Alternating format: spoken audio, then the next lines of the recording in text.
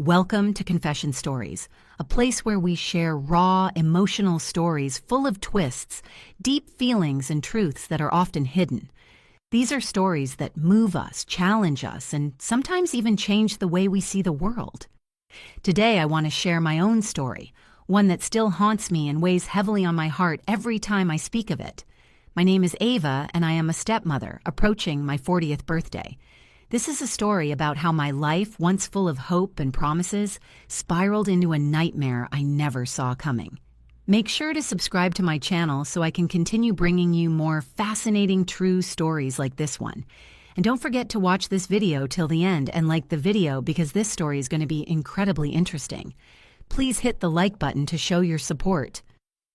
It all started so innocently, so normally, just like any other day in my life. I had been happily married to Thomas, a man I loved dearly. Thomas had 2 children from his previous marriage, Ethan, who was 20, and Jack, who was 18. I always knew that being a stepmother would come with its challenges, but I also thought that with time, everything would settle. The relationship between us was somewhat distant, but that was natural. I was the new woman in their lives, and I understood the importance of giving them space and letting them adjust to the changes in their family dynamic. After all, Thomas and I had been together for a while, but it wasn't always easy to find the right balance. That afternoon, Thomas was away on a business trip. It was just me and his 2 sons at home. I didn't think anything was out of the ordinary. In fact, I felt a strange calmness about the day. I was standing in the kitchen, preparing dinner, and the only sound that filled the room was the clanking of knives as I chopped vegetables and the bubbling of the stew pot on the stove. The house was quiet, peaceful even, and I felt a strange sense of comfort in the solitude. The quiet was almost deafening, and I took in the warm, rich smell of the stew, hoping to create a nice meal for everyone when they returned. Then suddenly, from upstairs, I heard hurried footsteps.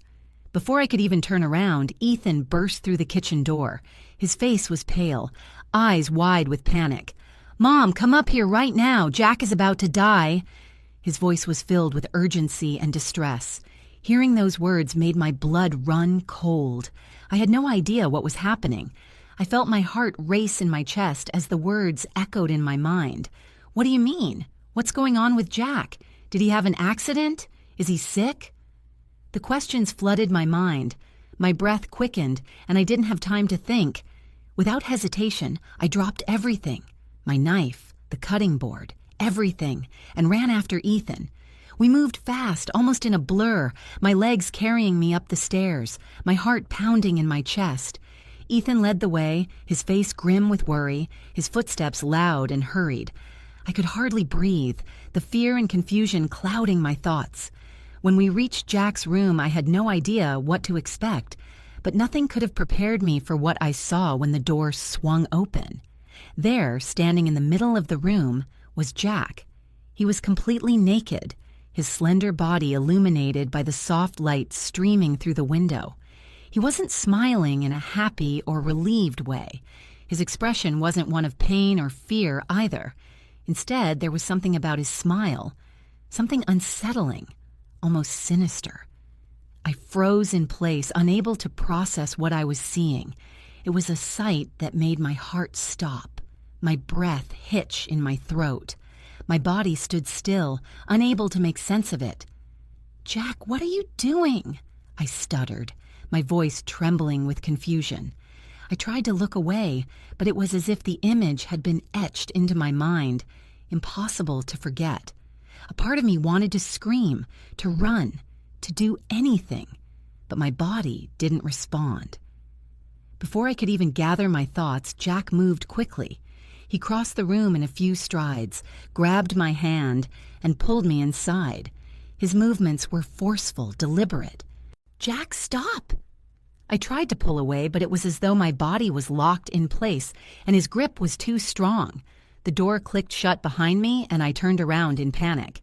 Ethan stood there, blocking the door. His eyes held a mixture of confusion and something darker, something that made me uneasy. It was as though he was torn between something he didn't fully understand and something far more troubling.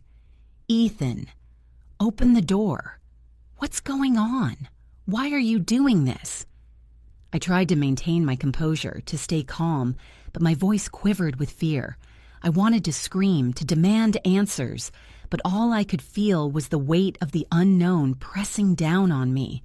Just as I was about to take control of the situation, something else happened. A weight suddenly pressed down on my shoulders from behind. Ethan was close now, his breath warm against my ear. His hands gripped my shoulders gently, but there was a strength in them that I couldn't escape from. I felt a chill run down my spine as he whispered, "Stepmom, we can't stand it when we see you with Thomas." His voice was low and hoarse, almost like a confession. It felt like the world around me had stopped spinning, and I was stuck in place, unable to comprehend the meaning of his words. "What are you talking about? I don't understand," I stammered, trying to turn around to face him, but his grip tightened, holding me in place. His gaze never wavered from me. There was no hesitation in his eyes, no guilt, only a strange sense of determination. At that moment, Jack approached us step by step, almost like he was savoring every moment, drawing out the tension in the room. He leaned in close, his face now only inches from mine. His eyes, cold and calculating, bore into me, as if he was trying to read my very soul. "Mom," Jack whispered, his voice flat and emotionless, "please indulge us." The words hit me like a physical blow. I felt my throat constrict, my chest tightening. It couldn't be happening. This couldn't be real. "It can't be," I screamed in my head, but my body was frozen.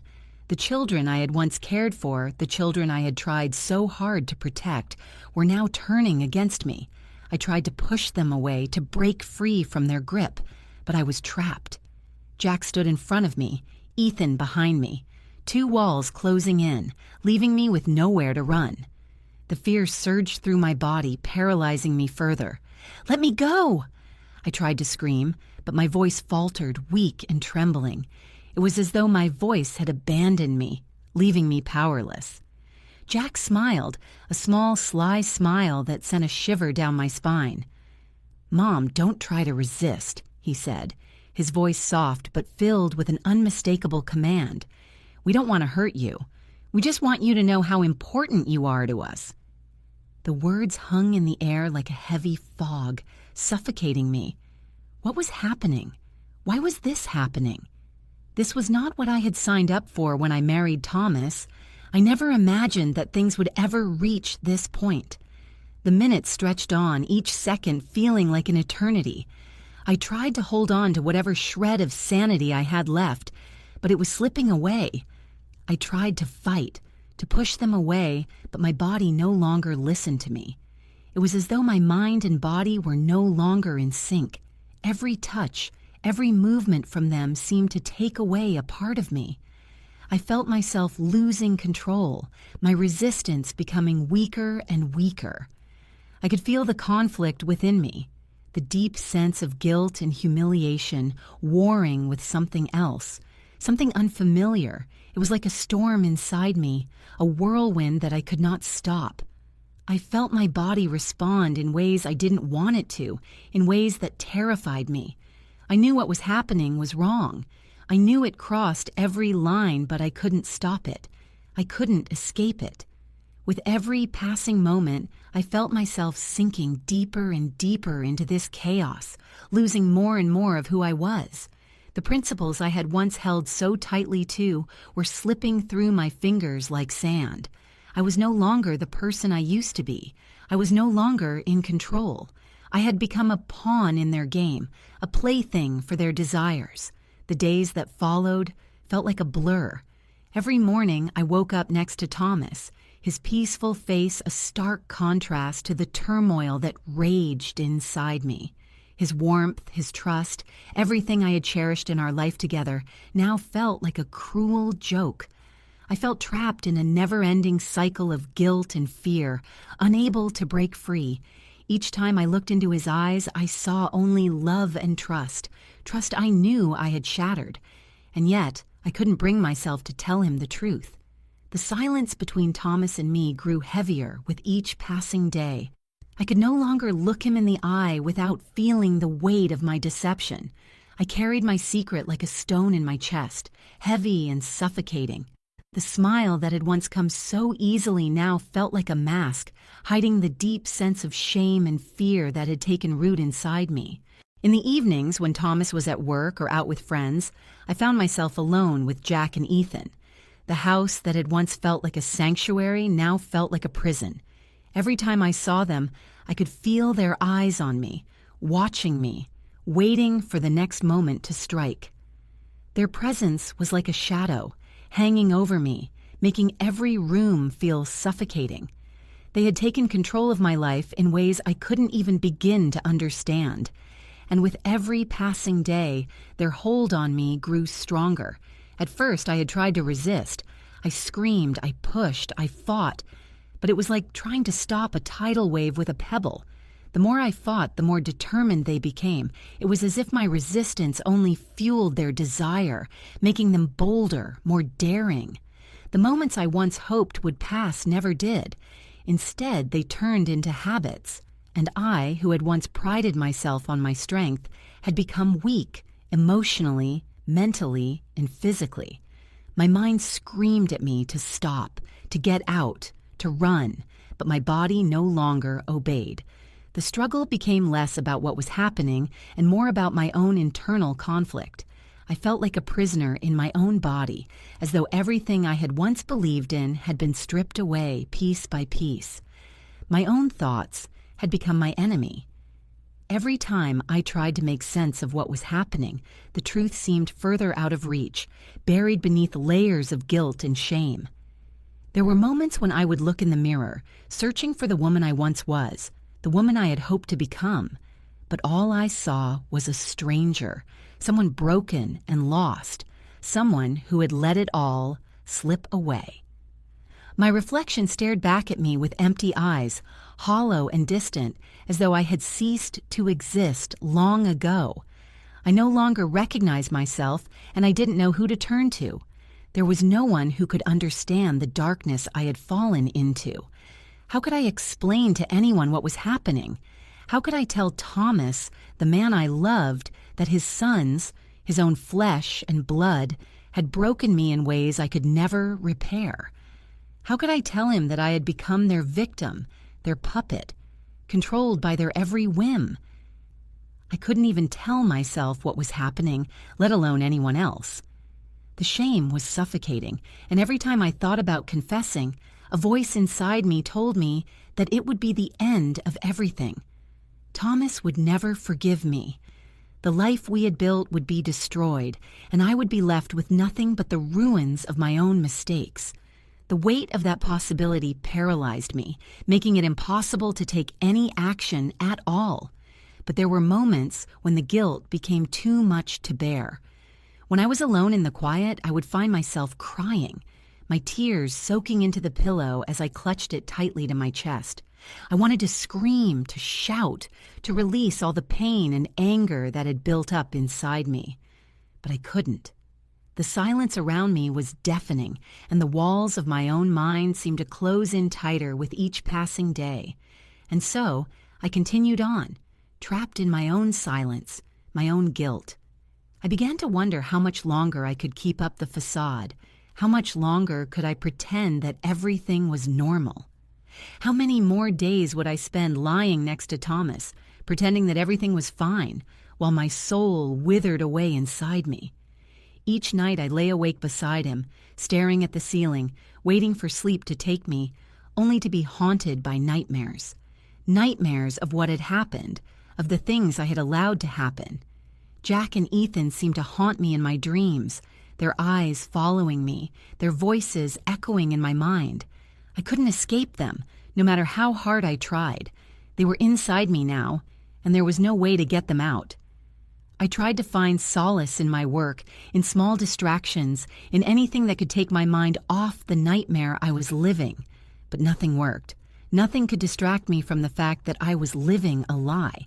My life, my marriage, everything I had believed in had been built on a foundation of deceit. I had let it happen. I had allowed myself to be manipulated, to be used. And now there was no escape. I tried to reason with myself, to tell myself that I had no choice, that I had been powerless. But deep down, I knew the truth. I had allowed it to happen. I had been weak, and now I had to face the consequences of my own actions. But how could I face Thomas? How could I confess to him the unimaginable? How could I tell him that I had betrayed him in the worst possible way? And yet, every time I thought about telling him, a voice inside me told me that it was too late, that if I told him, it would be the end of everything. There would be no forgiveness, no redemption, only pain and destruction.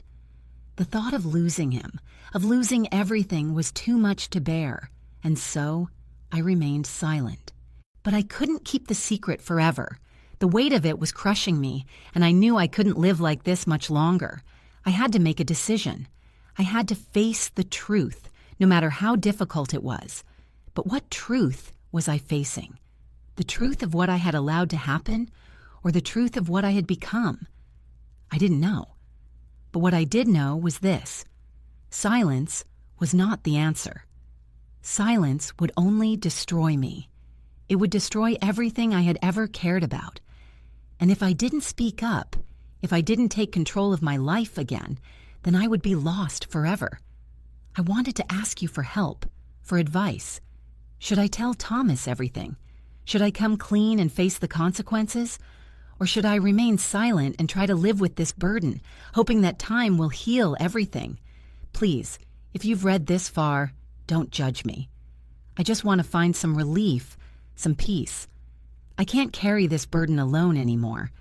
I need to know that I'm not the only one who has ever felt this lost, this broken, this trapped. From my story, I've learned that silence only leads to more pain. It leads to more secrets, more lies, and more suffering. I know now that I should have spoken up sooner. I should have faced the truth from the beginning, no matter how difficult it was. But it's never too late to make things right. I just have to find the strength to do it.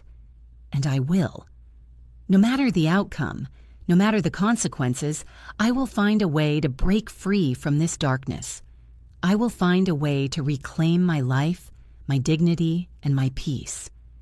Thank you for reading. Please share your thoughts. Your words could be the ones that help me find a way out. The story of Confession Stories ends here. If you found this story thought-provoking or interesting, please support us by liking, subscribing, and sharing. Your thoughts and opinions mean the world to us. Please don't hesitate to leave your comments below. Your sharing gives us the strength to continue bringing more stories, more truths, and more real-life experiences. Thank you and goodbye. We'll see you